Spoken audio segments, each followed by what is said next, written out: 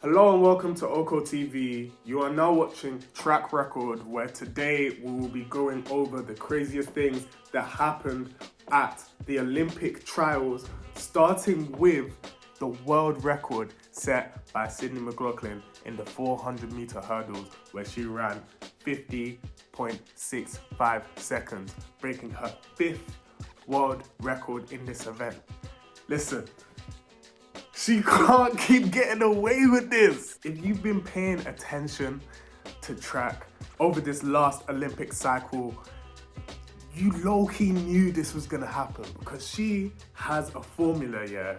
Back in 2021, she broke the world record in the Olympic trials and then went on to break it again at the Olympics. In 2022, she did the same thing. She broke the world record at the World Championship trials and then went to break it again at the World Championships. This year, listen, this video that I'm making about trials was actually supposed to be done and come out yesterday. But I then went and had a conversation with my dad, yeah, where I was like, Dad, Sydney's running today. And if this pattern that I've seen in her last two 400-meter hurdles seasons is true, she's gonna break a world record today. What should I do?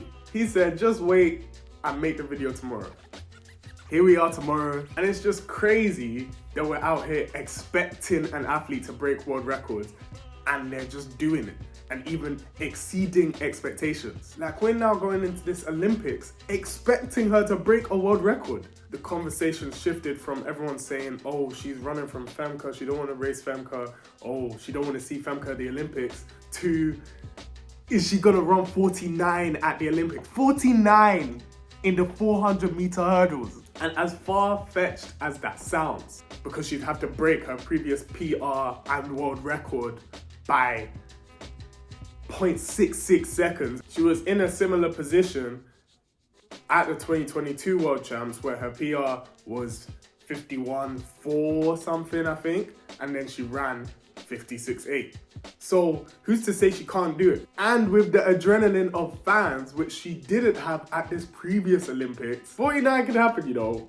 It's not impossible. Like, 49.9 is not impossible. But either way, once she wins the Olympic Games, that will be the perfect ending to her 400-meter hurdle career. There's nothing more to do. You would have broken the world record 5 or 6 times, world champion, 2-time Olympic champion. It would then be time to go for the 400. There are 2 types of peak excitement in track and field. There's the excitement of an athlete competing at a level that we've never seen before, and then there's the excitement of an athlete competing in a close race, battling back and forth with another athlete. If she now moves to the 400, we could potentially see both. We could see her running record-breaking times in tighter races, which is why, in my opinion, the most exciting, entertaining race that she's actually had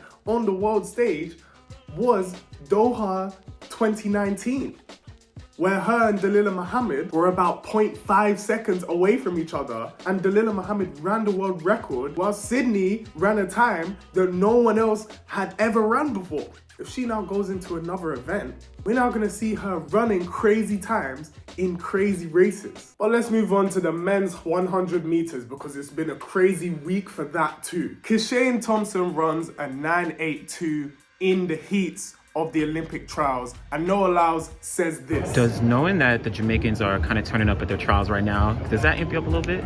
Shoot, I want to see what they do. Well, I'm trying to see something. You want to know? What, did they already start running? Yeah, Kishane Thompson ran 9.82 in the 100 meets.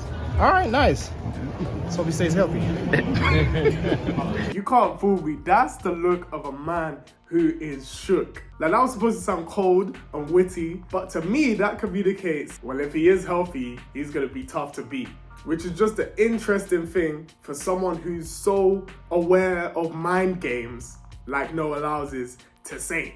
I'm sure if he found out that information before being interviewed, he would have said something else, or he would have phrased it, worded it, said it a different way. Either way, Kishane then goes and runs 9.77 in the final, a world lead.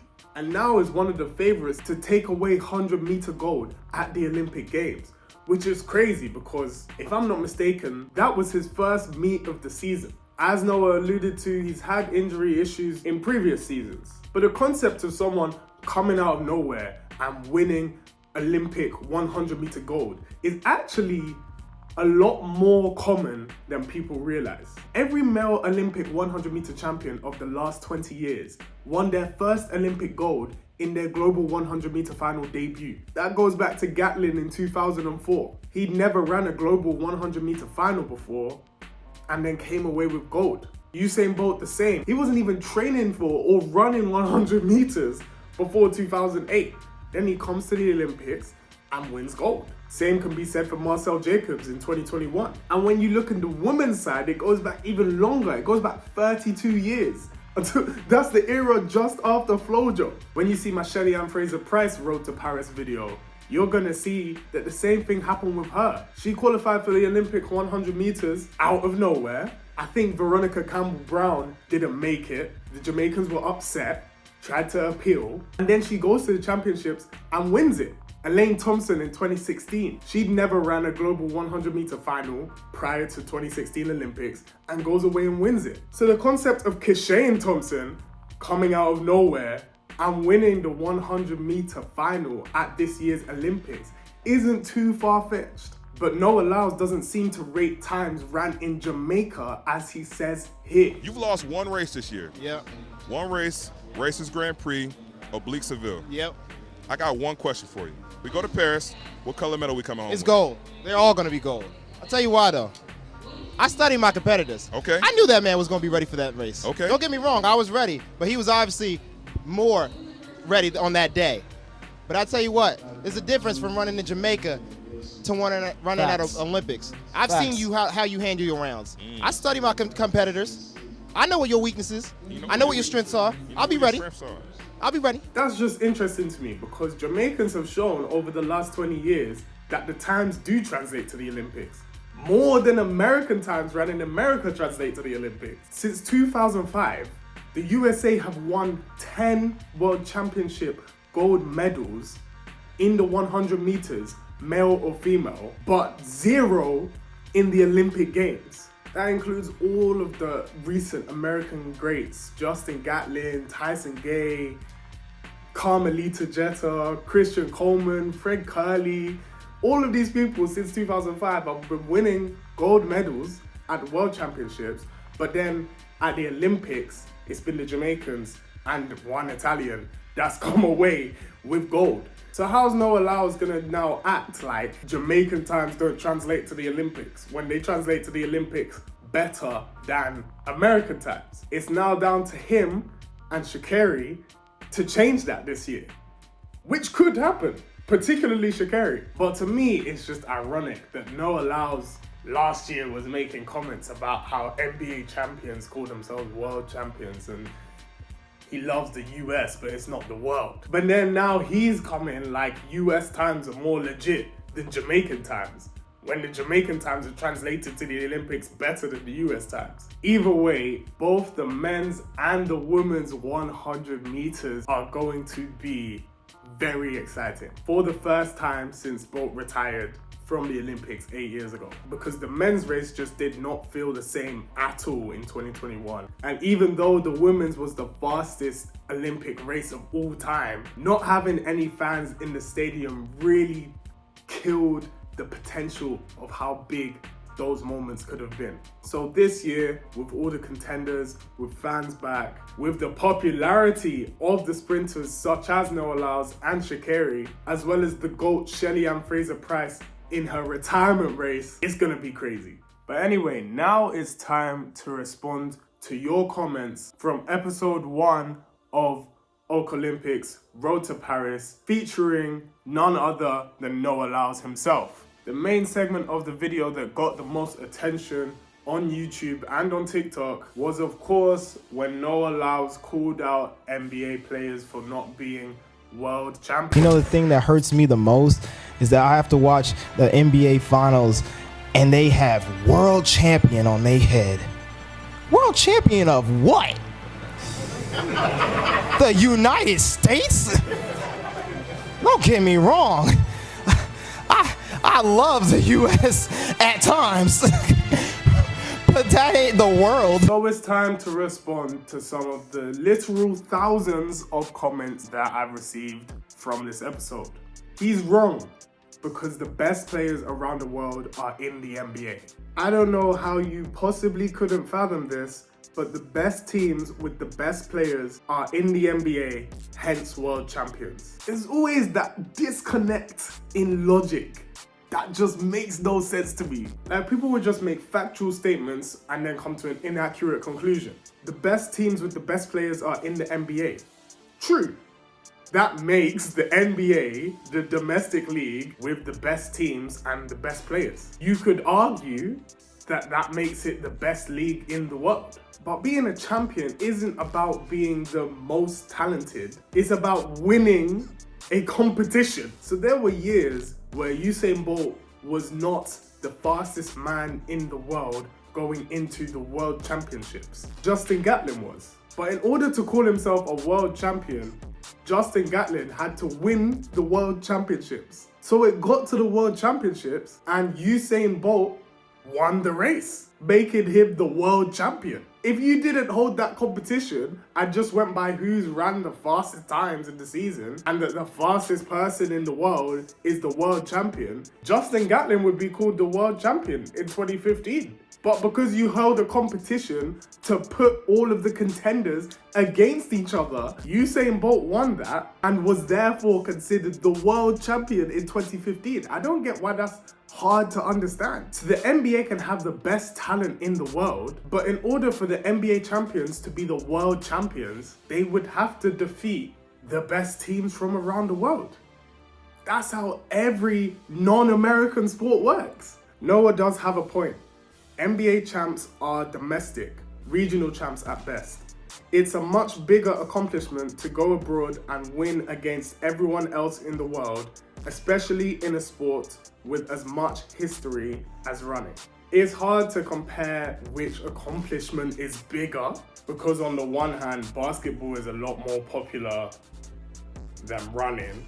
Competitive running. I'm not just talking about people running. I'm not just talking about sports days. I'm not just talking about fitness. I'm saying the amount of people trying to make it in basketball, I think, is more than the amount of people trying to make it in a track and field event. But at the same time, with track and field, it's an individual event and there's more jeopardy if one thing goes wrong in your event compared to what there is in a basketball season or even in a basketball game. And something like the Olympics comes around every 4 years. So technically, from an odds perspective, it could be argued that one is less likely to win an Olympic gold in track and field than to win an NBA championship. But I haven't crunched the numbers to know whether or not that is true. So let's just accept the truth, which is that both are extremely difficult to do and only 0.00001% of people that ever gonna try are gonna achieve it. Does that mean that the Premier League, which is the best football league, make whoever wins that world champions? No, because there's other leagues. I find the Premier League argument very flawed, because it can genuinely, legitimately be argued that it's not the best league in the world. Like, a Premier League player hasn't won the Ballon d'Or, the award for best player in the world, in like 16 years. And in that time, the Premier League winner has only won the Champions League, the competition for best team in Europe, once. So even if you do think that the Premier League is the best league in the world in terms of strength and depth and whatnot, the talent gap between the Premier League and other leagues is nowhere near the talent gap between the NBA and other leagues. But that's the whole point. The Champions League exists to figure out who the best team in Europe is. And when that team wins the Champions League, themselves European champions, despite the Champions League being clear of any other continental championship. In fact, someone could argue that the gap between the Champions League and the other continental championships is greater than the gap between the NBA and EuroLeague, for example.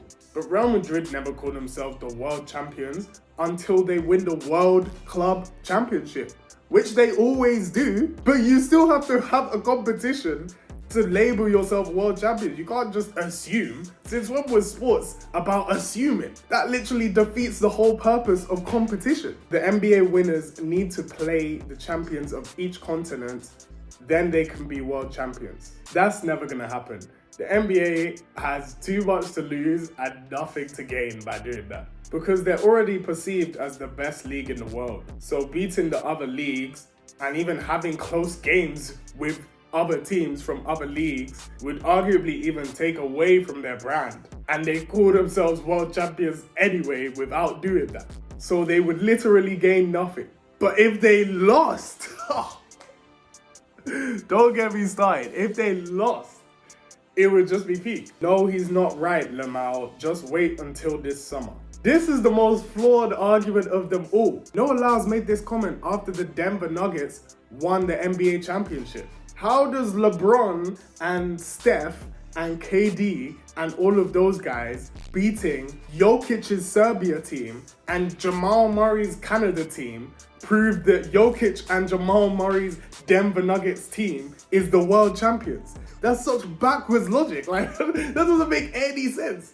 All it proves is that Team USA are the Olympic champions. Team USA are the best team in the world. If you want the Boston Celtics to be considered as the best club team in the world, then as someone already commented, go and play the best teams from other continents in the world.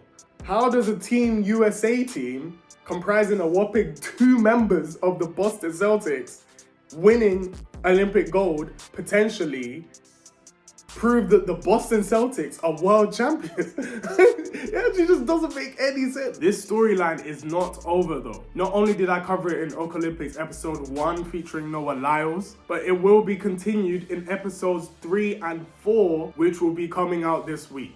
And then for the track fans, it starts to get hot, because Shelly-Ann Fraser-Pryce, Mondo Duplantis, and Sha'carri Richardson's Road to Paris mini documentaries will be coming out in the weeks leading up to the games, as well as Trinity Rodman's, which is out now, and Coco Gauff's, which will also be coming soon. So OKO TV is the place to be this summer.